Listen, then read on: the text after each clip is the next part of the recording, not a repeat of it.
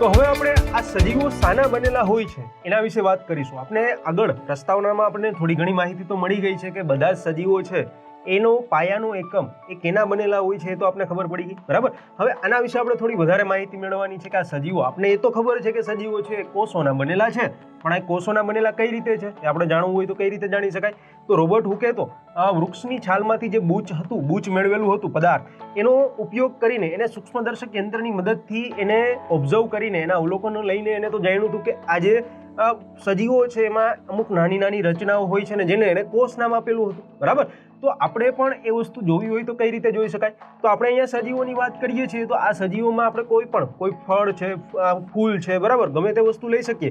તો સૌપ્રથમ આપણે આ જે સજીવો શાના બનેલા છે એ વસ્તુ જાણવા માટે આપણે એક ડુંગળીનો ઉપયોગ કરીશું. ડુંગળી એટલે કે ઓનિયન, એ ડુંગળીનો ઉપયોગ કરીને પ્રવૃત્તિ દ્વારા આપણે જાણીશું કે જે સજીવો છે શાના બનેલા હોય છે. એટલે કે જે આપણે ખબર છે કોષોના બનેલા હોય છે, તો પણ આમાં એ રચના કેવી જોવા મળે છે એના વિશે આપણે હવે આ ડુંગળી દ્વારા, એની પ્રવૃત્તિ દ્વારા આપણે જાણીએ કે સજીવો છે એ શાના બનેલા હોય છે. તો હવે આ પ્રવૃત્તિમાં આપણે કરવાનું શું છે કે પ્રવૃત્તિમાં આપણે એવી વસ્તુ કરશું કે આપણે એક ડુંગળી લેવાની છે. અહીંયા આકૃતિમાં પહેલું સ્ટેપ તમે જોઈ શકો છો કે એક ડુંગળી આપણે લીધેલી છે. ડુંગળીમાં ઉપર જે એના કહી શકાય કે એના જે છોતલા, એની જે છાલ હોય છે એને આપણે અલગ કરવાની છે, અને ડુંગળીનો જે સફેદ ભાગ અંદર આપણે જોવા મળે છે એને આપણે કોઈ એક કહી શકાય કે ચપ્પુની મદદથી એ નાનો એવો ડુંગળીનો જે ભાગ છે એને આપણે અલગ પાડવાનો છે, બરાબર.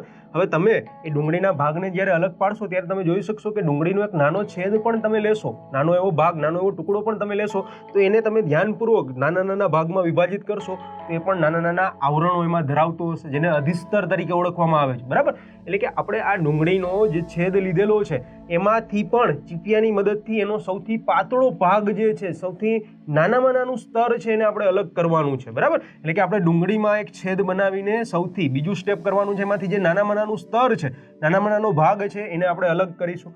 ત્યારબાદ આપણે શું કરીશું કે હવે આ જે અધિસ્તર, જે ડુંગળીમાંથી જે નાનો, જે પાતળો ભાગ આપણે અલગ કરેલો છે એ ભાગને આપણે એક બાજુમાં એક વોચ ગ્લાસમાં પાણી ભરેલું રાખવાનું છે, અને તરત જ એ ભાગને જેવો આપણે એમાંથી બહાર એટલે કે અલગ પાડીએ છીએ તરત જ એ ભાગને પાણી ભરેલા વોચ ગ્લાસમાં આપણે નાખવાનું છે. હવે તમને અહીંયા સવાલ એ થશે કે આપણે આ ડુંગળીના અધિસ્તર એટલે કે ડુંગળીનું જે પાતળું પડ આપણે લઈએ છીએ એને તરત જ આ વોચ ગ્લાસ જે પાણીમાં ભરેલો છે એમાં શા માટે નાખીએ છીએ? તો એનું કારણ ખાલી એટલું જ છે, એને એટલા માટે પાણીમાં મૂકવામાં આવે છે કારણ કે એ સૌથી પાતળું પડ છે. હવે એને હવા લાગશે અથવા કોઈ પણ એનું જો થોડું પણ તાપમાનમાં ફેરફાર થશે તો આ જે ભાગ છે એ સુકાઈ ન જાય, એટલા માટે આપણે એને તરત જ અલગ પાડીને સીધું જે વોચ ગ્લાસમાં પાણી ભરેલું છે એમાં આપણે તરત જ એને ડુબાડવાનું છે, બરાબર. ત્યારબાદ આપણે શું કરીશું કે હવે એ જે પાતળું પડ, એ જે અધિસ્તર આપણે ડુંગળીનું લીધેલું છે તેને આપણે એક સ્લાઇડ પર કે જેનો આપણે ઓબ્ઝર્વેશન કરી શકીએ એવી સ્લાઇડ પર, અહીંયા જોઈ શકીએ ત્રીજું સ્ટેપ જે છે એ રીતે આવી સ્લાઇડ પર તમારે એ અધિસ્તરને મૂકવાનું છે. અને એ સ્લાઇડ ઉપર આપણે અધિસ્તરને મૂકીએ છીએ ત્યારે ધ્યાન શું રાખવાનું છે કે જે પાતળું પડ ડુંગળીનું છે, જે અધિસ્તર છે એ વળી ના જાય, એટલે કે સીધું પડ જે છે એને જ આપણે તેમાં મૂકવાનું છે, બરાબર.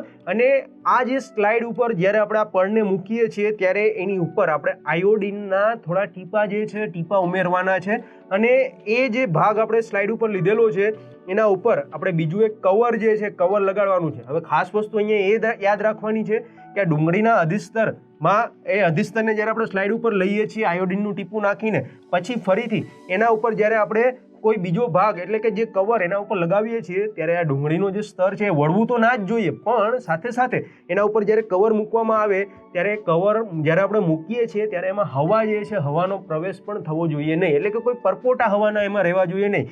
એ બંને વચ્ચે હવા ચુસ્ત એ કવરને આપણે સ્લાઇડ ઉપર જે પડ મૂકેલું છે એની ઉપર આપણે લગાડી દેવાનું છે. આનાથી શું થશે? તો આવી પ્રક્રિયા કરીને આપણે આ જે ડુંગળીનો જે અધિસ્તર લીધેલો છે એની હંગામી સ્લાઇડ જે છે એ હંગામી સ્લાઇડ આપણે બનાવી શકીશું.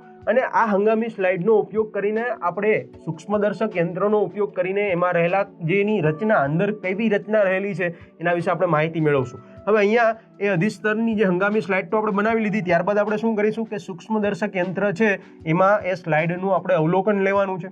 હવે અહીંયા પણ બે અલગ અલગ રીતે અવલોકન આપણે લઈ શકીએ કે જે એક સૂક્ષ્મદર્શક યંત્ર છે તો પેલું સૂક્ષ્મદર્શક યંત્ર એવું લેવાનું કે જેની જે રેન્જ છે એટલે કે જેનું કહી શકાય કે ખૂબ ઓછી રેન્જ હોય, અને બીજું સૂક્ષ્મદર્શક જે વધારે હાઈ રેન્જનું હોય એવું લેવાનું છે. બંનેમાં જ્યારે તમે આ ડુંગળીની જે સ્લાઇડ આપણે અધિસ્તરની સ્લાઇડ આપણે બનાવેલી છે, જે હંગામી સ્લાઇડ આપણે કહીએ છીએ, એ હંગામી સ્લાઇડનું અવલોકન આ બંને સૂક્ષ્મદર્શક યંત્રનો ઉપયોગ કરીને આપણે જોવાનું છે. હવે આ વસ્તુને આપણે જોઈશું ત્યારે આપણે શું જોવા મળશે, તો જે રીતે આપણે આગળ જોયું હતું કે સજીવોમાં જ્યારે બૂચનું અવલોકન, રોબર્ટ હુક દ્વારા બૂચનું અવલોકન કર્યું ત્યારે એને કેવી રીતના જોવા મળી હતી, તો ત્યારે પણ આપણે કીધું હતું કે મધપૂડા જેવી ખાના ધરાવતી રચના છે એ જોવા મળે છે. તો એવી જ રચના જ્યારે તમે આ ડુંગળીની હંગામી સ્લાઇડ છે એનો ઉપયોગ કરીને એને સૂક્ષ્મદર્શક યંત્રની મદદથી જોશો ત્યારે એની અંદર પણ તમને એવી જ રચના જે છે મધપૂડાની જે રચના હોય, જે ષટકોણ આકારે અલગ અલગ જે સેલ છે એકબીજા સાથે જોડાયેલા હોય એવી જ રચના અહીંયા પણ એને જોવા મળી હતી. બરાબર, એટલે કે અહીંયા પણ આ જે કહી શકાય કે જે ડુંગળી છે, જે એક સજીવ તરીકે આપણે લઈએ તો એ ડુંગળી પણ આવી રીતે કોષોની બનેલી હોય છે. તો અહીંયા તમે ડુંગળીના જે કોષો છે એને આવી પ્રક્રિયા કરીને, આખી જે પ્રોસેસ છે એ પ્રોસેસનો ઉપયોગ કરીને તમે આ ડુંગળીના કોષો છે જોઈ શકો છો.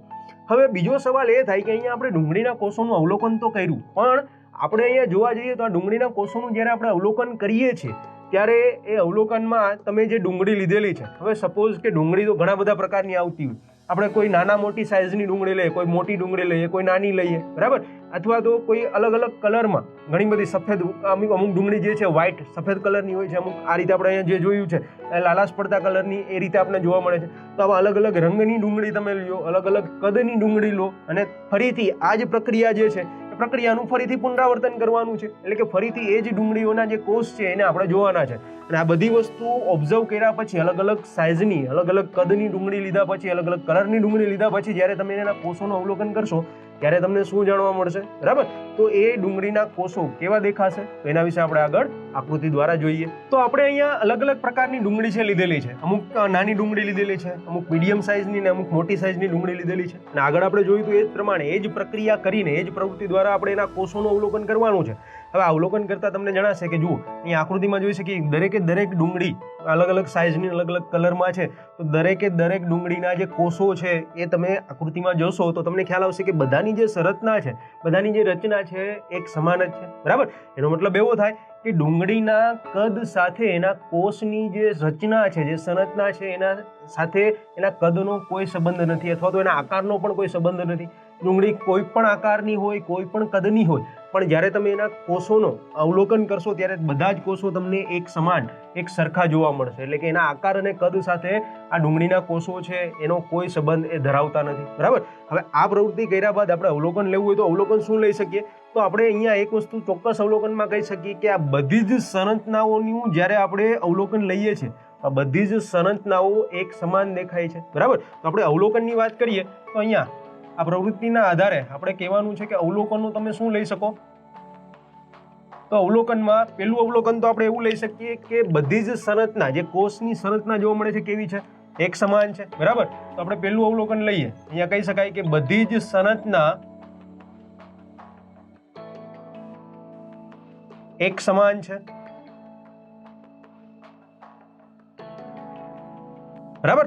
અહીંયા તમને આ કોષોનું આખું સમૂહ આકૃતિમાં દર્શાવેલું, એમાં જે નાનો ભાગ છે, જે સેલ, જે ઓરડા જેવું આપણે આગળ જોયું હતું કે જે મધપૂડાની એક નાનો એવો આપણે કહી શકાય કે ષટકોણ આકારનો જે નાનો ભાગ છે એ નાના ભાગને આપણે કોષ કહીએ છીએ. અને આ કોષ ભેગા થઈને કહી શકાય કે એક સલકી પણ એક આવરણ બનાવે છે. અહીંયા ડુંગળી માટે આવી જે બધી જ સંરચનાઓ જે એક સમાન છે, આવી સંરચનાઓ એકબીજા સાથે ભેગી થઈને એક સલકી પર્ણ અથવા તો એક આવરણ જે છે બનાવે છે. અને એને આપણે જે સલકી પર્ણ, જે સલકી આવરણ જે છે, સલકી આવરણ એટલે આપણે ડુંગળી કહી શકીએ છીએ, બરાબર? એટલે કે આવી ઘણી બધી સંરચનાઓ છે એકબીજા સાથે જોડાઈને ડુંગળી જે છે એ ડુંગળી બનાવે છે. એટલે આપણે અહીંયા એ વસ્તુ પણ કહી શકીએ કે આવી બધી સંરચનાઓ એક સમાન છે અને જે ભેગી મળીને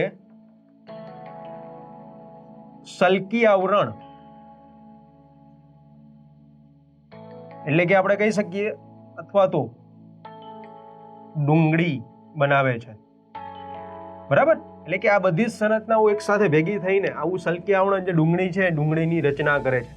અને આપણે કીધું એ પ્રમાણે એના કદ અને એના આકાર ઉપર આ જે સંરચના છે એ કોઈ પણ રીતે આધાર ધરાવતો નથી. એટલે કે આ જે સલકી આવરણ છે, તો ડુંગળી માટે વાત કરીએ તો ડુંગળી માટે જે કહી શકાય એ સલ્ક જે છે એનો મૂળભૂત એકમ છે. અને એનો મૂળભૂત એકમ એટલે આપણે આ જે સલ્ક છે, જે અહીંયા વચ્ચે ષટકોણાકારનો નાનો ભાગ છે તેને આપણે કોષ તરીકે પણ અહીંયા ઓળખી શકીએ છીએ, બરાબર. એટલે કે કહી શકાય કે જે કંદ, જે ડુંગળી લીધેલી છે, કંદના જે કંદ પર્ણ આપણે કહીએ છીએ, એના જે આવરણમાં જે મૂળભૂત એકમ છે, મૂળભૂત એકમ એટલે બીજું કંઈ નહીં પણ જે કોષ અહીંયા આપણે દર્શાવેલો છે એ કોષ જ એનો મૂળભૂત એકમ થશે, બરાબર. તો આ રીતે આપણે ડુંગળીનો ઉપયોગ કરીને એના પ્રવૃત્તિ દ્વારા જે રીતે આપણે જોયું એ પ્રમાણે તમે ડુંગળીના કોષો જે છે કોષોનું અવલોકન કરી શકો છો. હવે આપણે આગળ વાત કરીશું કે આ એકકોષીય સજીવો અને જો બહુકોષીય સજીવોની વાત કરીએ તો એમાં કઈ રીતે રચના ધરાવતા હોય છે, બરાબર. તો આપણે હવે એકકોષીય અને બહુકોષીય સજીવો માટે આગળ જોઈએ. તો જે રીતે આપણે ડુંગળી માટે અલગ અલગ કોષો જોયા હતા એ જ રીતે આપણે કહી શકીએ કે માત્ર આ ડુંગળી જ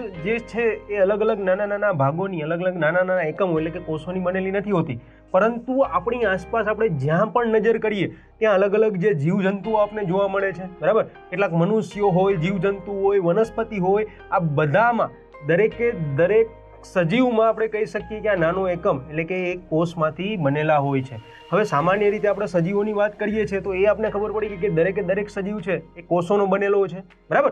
પણ આ કોષો એ સજીવોમાં જે કોષોની સંરચના જે અલગ અલગ થયેલી હોય છે એના આધારે સજીવોને મુખ્યત્વે બે ભાગમાં વિભાજિત કરવામાં આવે છે. એટલે કે સજીવોનું જો આપણે વિભાજન જોવું હોય તો કઈ રીતે કરવામાં આવે છે, તો આપણે કહી શકીએ કે જે સજીવો છે એ સજીવોને આપણે મુખ્યત્વે બે અલગ અલગ ભાગમાં જે કોષની સંરચના છે એના આધારે બે ભાગમાં વિભાજિત કરી શકીએ છીએ.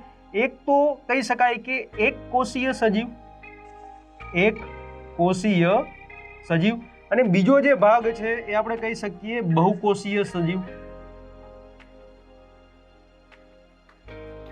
બરાબર. એટલે કે આ જે સજીવો છે એમાં જે કોષની સંરચના છે, સંરચનાના આધારે એક કોષીય સજીવ અને બહુકોષીય સજીવોમાં સજીવોને આપણે વિભાજિત કરી શકીએ છીએ. તો હવે સવાલ એ થાય કે આ એક કોષીય સજીવ એટલે શું અને બહુકોષીય સજીવ એટલે શું, બરાબર. તો હવે સૌપ્રથમ આપણે એક કોષીય સજીવ શું છે અને એમાં કઈ રીતે એની સંરચના હોય છે, એના ઉદાહરણ શું છે એના વિશે આપણે વાત કરીએ અને ત્યારબાદ આપણે બહુકોષીય સજીવ વિશે જોઈશું, બરાબર. તો સૌપ્રથમ આપણે વાત કરીએ એક કોષીય સજીવ. એ કયા કયા સજીવો આપણે એક કોષીય સજીવમાં લઈ શકીએ છીએ અને એમાં કોષની જે સંરચના છે સંરચના કેવા પ્રકારે રહેલી હોય. તો સૌપ્રથમ આ એક કોષીય સજીવોમાં આપણે ઉદાહરણ દ્વારા સમજીએ તો એક કોષીય સજીવોમાં અલગ અલગ જે કહી શકાય કે જે જીવજંતુઓ છે એમાંથી આપણે લઈ શકીએ કે જે પેરામિશિયમ છે, અમીબા છે, ક્લેમિડોમોનાસ છે, આ બધા જે સજીવો જે તમને અહીંયા આકૃતિમાં દર્શાવેલા છે એ દરેકે દરેક એક કોષીય સજીવ તરીકે લઈ શકીએ. હવે આપણે સવાલ એ હતો કે એક કોષીય સજીવો, આપણે કીધું કે સજીવો છે કોષની સંરચનાને આધારે એક કોષીય કે બહુકોષીય છે આપણે કહી શકીએ. તો અહીંયા આ સજીવોને એક કોષીય શા માટે કહેવામાં આવે? હવે જો તમે આ આકૃતિને ધ્યાનપૂર્વક જુઓ તો આ બધા જે આપણે બતાવેલા છે દરેકે દરેક સજીવના કહી શકાય કે ચિત્રો જ છે. સજીવો આવા જ હોય છે. અમીબાની વાત કરીએ તો અમીબા તમને આવું જ જોવા મળે છે. પેરામિશિયમ હોય તો એ આવું જ જોવા મળે. ક્લેમિડોમોનાસની વાત કરીએ તો અહીંયા આકૃતિમાં દર્શાવ્યું એવું જ જોવા મળે છે. અને તમે આગળ કોષની વાત કરી તો કોષ સાથે આ સજીવોની આપણે સરખામણી કરીએ તો તમને જોતા થોડું એવું જ લાગશે કે જે રીતે આપણે આગળ જોયું કે જે કોષોની સંરચના હોય એવી જ સંરચના સજીવની છે. તો આ એક કોષીય કઈ રીતે? તો કહી શકાય કે એક કોષીય નામ ઉપરથી જ આપણે કહી શકીએ કે એક કોષીય, એક એટલે કે એક વસ્તુ અને કોષીય એટલે કે કોષ. જે સજીવનું શરીર છે એ એક જ કોષનું બનેલું હોય એટલે કે સજીવનું શરીર એ જ એનો કોષ હોય. જે રીતે અહીંયા ત્રણેયમાં આપણે દર્શાવી શકીએ છીએ, બરાબર, કે જે સજીવ છે એક જ કોષનો બનેલો હોય અથવા તો જે એક કોષ છે એ જ સજીવના શરીર તરીકે કાર્ય કરતું હોય. તો એવા જે સજીવો છે એને આપણે એક કોષીય સજીવ કહીએ છીએ. અને આ એક કોષીય આ જે સજીવ છે એનામાં થતા દરેકે દરેક જે કાર્યો છે આ એનામાં રહેલા એક જ કોષ દ્વારા હંમેશા થતા હોય છે. એટલે કે એક જ કોષનું બનેલું હોય છે અને માટે જ એને એક કોષીય સજીવ તરીકે ઓળખવામાં આવે છે. હવે સવાલ એ થાય કે તો બહુકોષીય એટલે? તો હવે તો તમને આઈડિયા આવી ગયો હશે કે બહુકોષીય એટલે શું, બરાબર. તો પણ આપણે એક કોષીય સજીવો બાદ બહુકોષીય સજીવો છે એના પણ ઉદાહરણ સાથે આપણે સમજીએ કે કેવા સજીવો બહુકોષીયોમાં આવી શકે અને એ સજીવોને બહુકોષીય સજીવો શા માટે કહેવામાં આવે. તો બહુકોષીય સજીવોના પહેલા તો આપણે ઉદાહરણ જોઈ લઈએ તો આપણે અહીંયા જોઈ શકીએ છીએ કે મનુષ્ય છે, વનસ્પતિ છે, અથવા તો પ્રાણીઓ લઈ શકીએ અથવા તો કેટલીક ફૂગ છે એને પણ આપણે લઈ શકીએ. તો આ બધા જ જે ઉદાહરણ છે એ બહુકોષીય સજીવના છે. હવે અહીંયા પણ જો આપણે બહુકોષીય સજીવોની વ્યાખ્યા આપવી હોય તો તમે એના નામના આધારે જ આપી શકો. બહુ એટલે કે એક કરતાં વધારે અને કોષીય એક કરતાં વધારે કોષ ધરાવતા હોય એને બહુકોષીય સજીવ કહેવાય. તો પહેલું અહીંયા આપણે કહી શકીએ કે બહુકોષીય જે સજીવો છે એ કોષોનો સમૂહ ધરાવે છે એટલે કે એક કરતાં વધારે કોષો ધરાવે છે. એક કોષીય શું હતું? તો એક કોષીયમાં જે સજીવ હતા એ એક જ કોષના બનેલા હોય છે એટલે કે સજીવ એ જ એનો કોષ અને એ જ એનું સજીવ એવું આપણે કહી શકીએ. તો એક કોષીય સજીવ થાય. બહુકોષીય એટલે આપણે અહીંયા જો લખવું હોય તો કહી શકાય કે બહુકોષીય સજીવ જે છે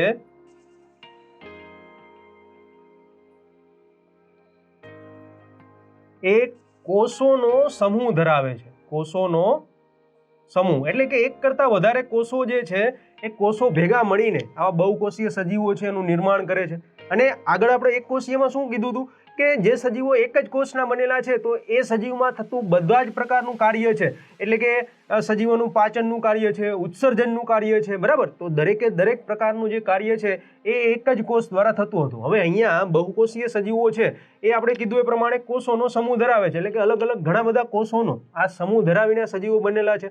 તો આ જે બહુકોષીય સજીવો છે એ બહુકોષીય સજીવોમાં થતું જે દરેકે દરેક કાર્ય જે છે એ તેમાં રહેલા અલગ અલગ કોષોમાં એનું વિભાજન થયેલું હોય છે, કારણ કે કોષો એક કરતાં વધારે છે.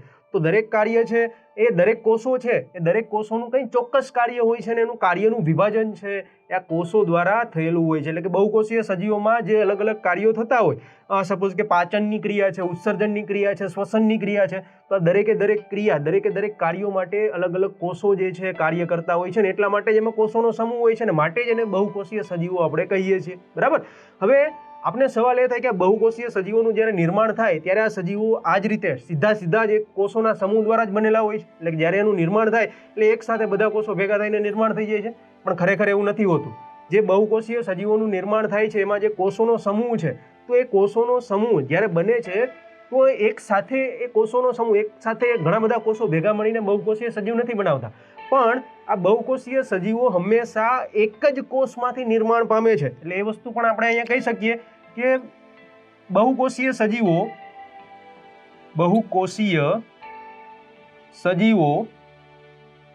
એક જ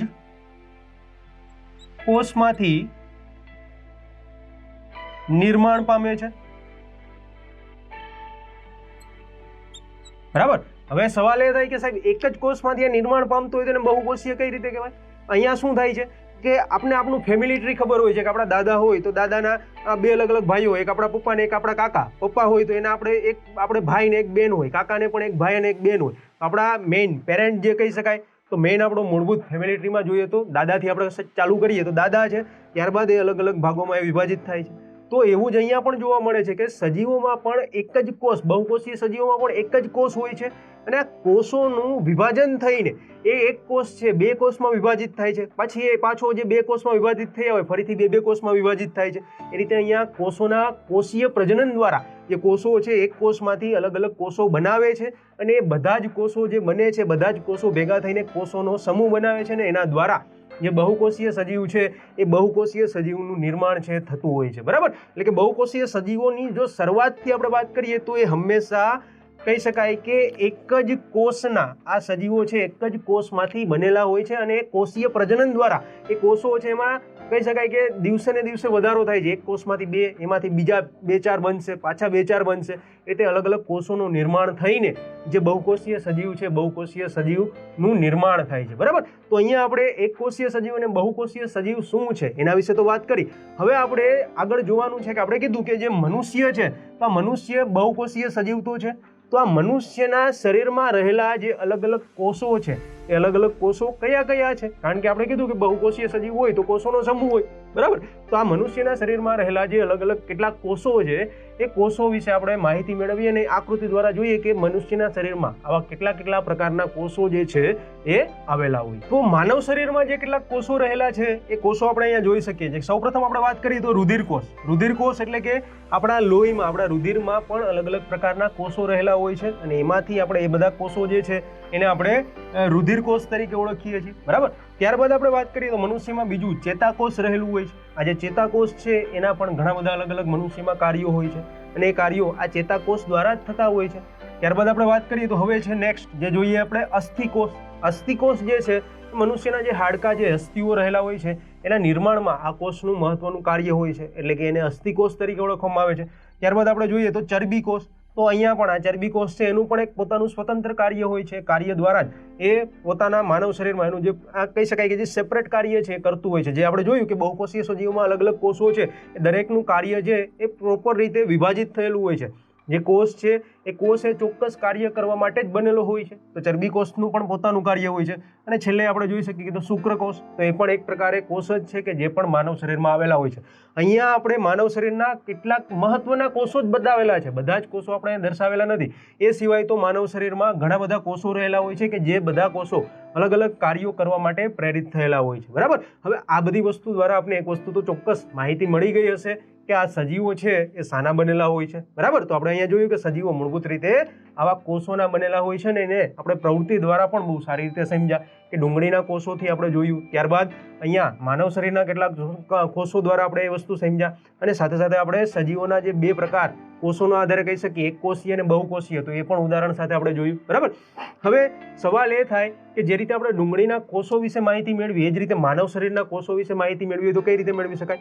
તો એના માટે પણ તમે તમારી પ્રયોગશાળામાં એક નાની એવી પ્રવૃત્તિ કરી શકો છો. તમારે કરવાનું શું છે કે આપણા મુખમાં જે આપણા ગાલ હોય એની પાછળ મોઢાની અંદરની જે સપાટી છે ત્યાંથી તમારે કોઈ એવા ઉપકરણની મદદથી કેટલાક કોષો છે એને આપણે લેવાના છે, અને જે રીતે આપણે ડુંગળીમાં સ્લાઇડમાં એ કોષોને લીધેલા છે એ જ રીતે સ્લાઇડમાં એ કોષોને લઈને તમે એને સૂક્ષ્મદર્શક યંત્રમાં આપણે જોવાના છે, અને જોશો તો ત્યારે તમારા જે ગલોફામાં એટલે કે આપણા ગાલની અંદરની જે સપાટી હોય ત્યાંથી એ કોષોને લઈ સ્લાઇડ ઉપર લઈને એનું આપણે નિરીક્ષણ કરશું તો આપણા શરીરના કોષો છે. બરાબર. તો એ શરીરના કોષોનું નિરીક્ષણ પણ તમે એ રીતે તમારી પ્રયોગશાળામાં કરી શકો છો, કારણ કે અહીંયાથી જે ચામડીનું અંદરથી જે પડ આવશે, જે પાતળું પડ હશે એ આપણું ચામડીનો એક ભાગ જ થઈ શકાય, જે ટિશ્યુ તરીકે આપણે લઈ શકીએ. અને ટિશ્યુ શેના બનેલા હોય છે? તો કહી શકાય કે કોષોના બનેલા હોય છે. એટલે કે એનું અવલોકન કરશો સૂક્ષ્મદર્શક યંત્રમાં ત્યારે તમારા શરીરના કોષો કેવા છે એની વિશે પણ તમે માહિતી મેળવી શકશો. બરાબર. એ સિમ્પલ એક કોષની સંરચના તમને દર્શાવશે. એ સિવાય જે મહત્વના કોષો છે જે અલગ અલગ કાર્યો માટે રહેલા હોય છે